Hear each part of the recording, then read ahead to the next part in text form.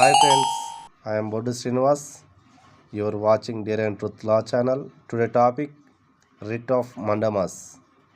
Mandamus is a judicial remedy in the form of an order from a court to any government, subordinate court, corporation or public authority to do or forbear from doing some specific act which that body is obliged under law to do or refrain from doing, and which is in the nature of public duty, and in certain cases one of a statutory duty.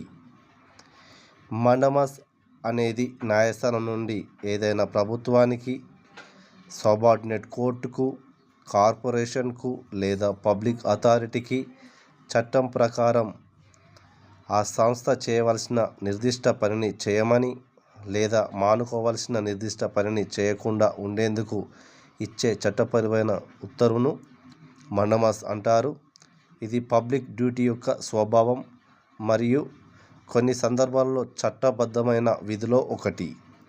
ఈ writ జారీ యొక్క ఉద్దేశం చట్టపరమైన హక్కును రక్షించడం, రాజ్యాంగం పరిమితిని అమలు చేయడం, చట్టంలోని లోపాలను సరిదిద్దడం, సహజ న్యాయ సూత్రాలను అనుసరించడం. ఓకే ఫ్రెండ్స్, ఈ వీడియో మీకు నచ్చినట్లయితే లైక్ చేయండి, షేర్ చేయండి, సబ్స్క్రైబ్ చేసుకోండి. Thank you.